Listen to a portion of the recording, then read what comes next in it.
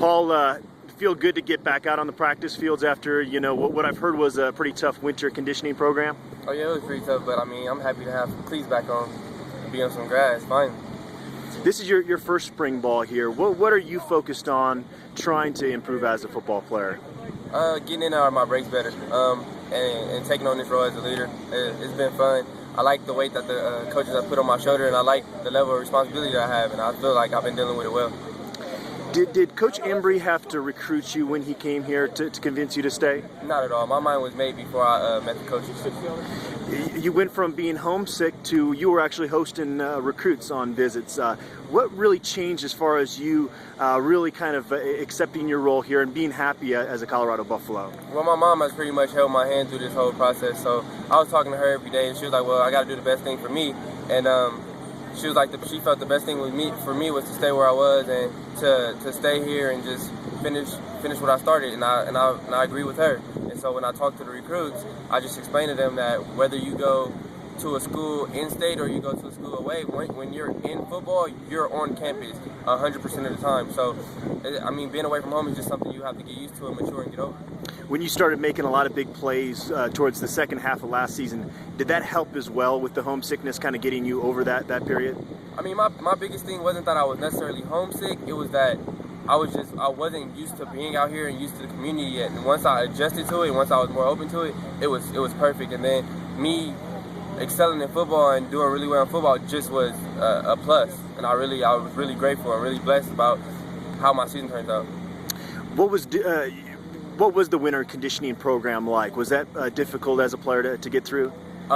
It was incredible. It was something I never experienced before, and I liked it. I mean, the biggest thing was the coaches wanted us to get used to facing adversity, and we were put in adverse situations, and we all succeeded through it.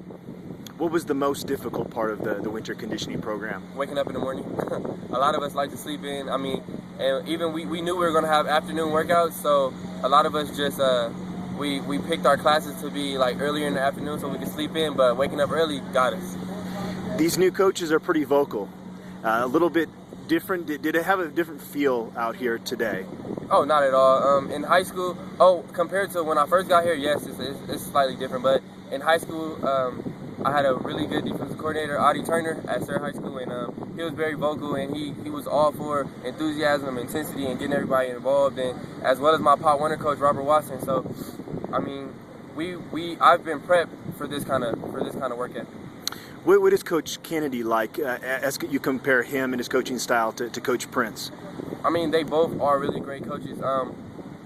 Kennedy's a little more hands-on, and he's just a great coach. We all listen to him, and we all just respect him, and I mean, it shows. We were completing our routes, we were digging out, working hard, and he's just an awesome coach. How much different is the terminology and kind of just the overall offensive playbook? How difficult has that been as far as the transition goes? Well, you can tell these are pro coaches, and I mean, the terminology is a lot different.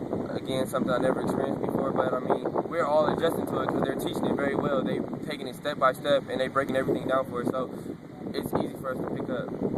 I know you had great chemistry with Cody Hawkins last season. Are you building some chemistry with Tyler Hansen? Yeah, I have great chemistry with Tyler as well as Nick Hirschman, so I expect this spring to go very well, and it's looking really up right now.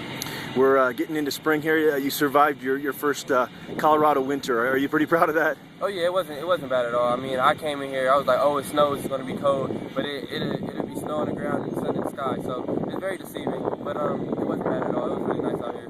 Thanks, Paul. Appreciate it.